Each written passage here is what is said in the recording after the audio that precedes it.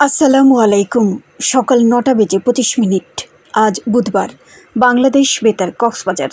স্থানীয় খবরে স্বাগত জানাচ্ছি শামীম আক্তার। আজ বিশ্ব পরিবেশ দিবস। বিশ্বের অন্যান্য দেশের মতো বাংলাদেশেও নানা কর্মসূচির মধ্য দিয়ে দিবসটি পালিত হচ্ছে।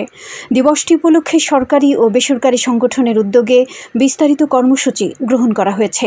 এবছর বিশ্ব পরিবেশ দিবসের প্রতিপাদ্য হল করব ভূমি পুনরুদ্ধার, রুখব মরুময়তা। এ উপলক্ষে রাষ্ট্রপতি মোহাম্মদ শাহাবুদ্দিন এবং প্রধানমন্ত্রী শেখ হাসিনা পৃথক বাণী দিয়েছেন। পরিবেশ, বন ও জলবায়ু পরিবর্তন মন্ত্রী সাবের হোসেন চৌধুরী বিশ্ব পরিবেশ দিবস উপলক্ষে নেয়া কর্মসূচি সম্পর্কে সংবাদ সম্মেলনে বক্তব্য রাখেন। তিনি বলেন, সকালে প্রধানমন্ত্রী শেখ হাসিনা বঙ্গবন্ধু আন্তর্জাতিক সম্মেলন কেন্দ্রে বিশ্ব পরিবেশ দিবসের পরিবেশ মেলা ও বৃক্ষ মেলার উদ্বোধন করবেন। সাগরে ৬৫ দিন মাছ ধরা নিষিদ্ধ থাকায় মহেশখালীর ছোট মহেশখালী ইউনিয়নের কর্মহীন জেলেদের মাঝে প্রধানমন্ত্রী শেখ হাসিনার প্রণোদনা হিসেবে বিশেষ ত্রাণ বিতরণ করা হয়েছে। স্থানীয় ইউনিয়নের ব্যবস্থাপনায় গতকাল দুপুরে পরিষদ চত্বরে ত্রাণ হিসেবে চাল বিতরণ করেন উপজেলা নির্বাহী কর্মকর্তা মিকি মার্মা। এ সময় ইউনিয়ন পরিষদ চেয়ারম্যান রিয়ানুল ইসলাম মঈন শিকদার সহ অন্যান্যরা উপস্থিত ছিলেন। ইউনিয়নের ৯৫০ জেলেদের প্রতিজনকে ৫৬ কেজি করে চাল দেওয়া হয়েছে।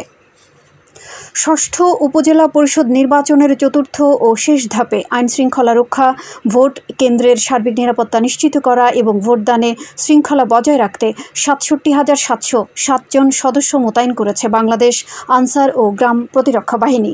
মঙ্গলবার বাংলাদেশ আনসার ও গ্রাম প্রতিরক্ষা বাহিনীর সহকারী পরিচালক, ভিডিপি প্রশিক্ষণ ও গণসংযোগ কর্মকর্তা মোহাম্মদ রুবেল হোসাইন এ তথ্য জানান।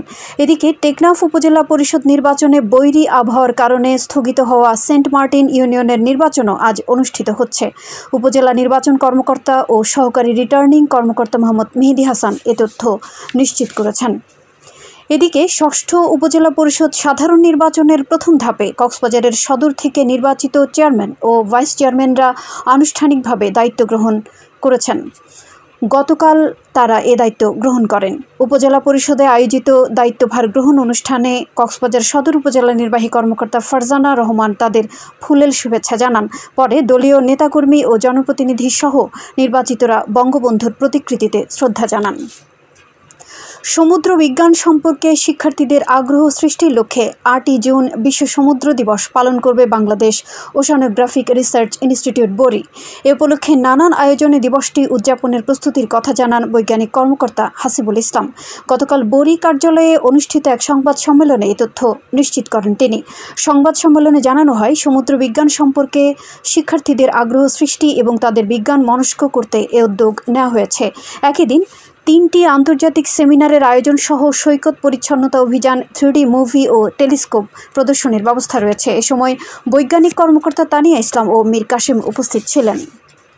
উখিয়ায় কমিউনিটি বেসড ভার্মিকম্পোস্ট সার উৎপাদন ও পারিবারিক পুষ্টি বাগান স্থাপন বিষয়ক অবহিতকরণ সভা অনুষ্ঠিত হয়েছে। উপজেলা কৃষি বিভাগের আয়োজনে গতকাল অনুষ্ঠিত সভায় প্রধান অতিথি ছিলেন জেলা কৃষি সম্প্রসারণ অধিদপ্তরের উপপরিচালক বিমল কুমার প্রামাণিক।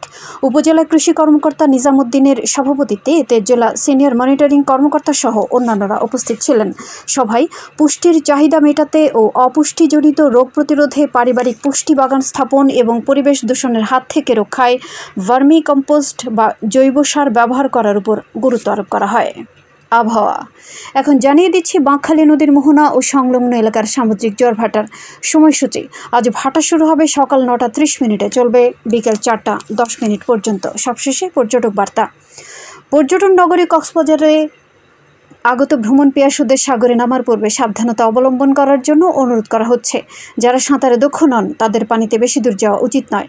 ভাটার সময় স্রোতের সাগরমুখী টান প্রবল হওয়ায় সাগরের গভীরে ভেসে যাওয়া এমনকি প্রাণহানির আশঙ্কা থাকে। সেই সাথে পর্যটকদের স্বাস্থ্যবিধি মেনে চলার পরামর্শ দেওয়া হচ্ছে। খবর শেষ হলো। আমাদের পরবর্তী খবর প্রচারিত হবে আজ দুপুর 2টা বেজে 55 মিনিটে।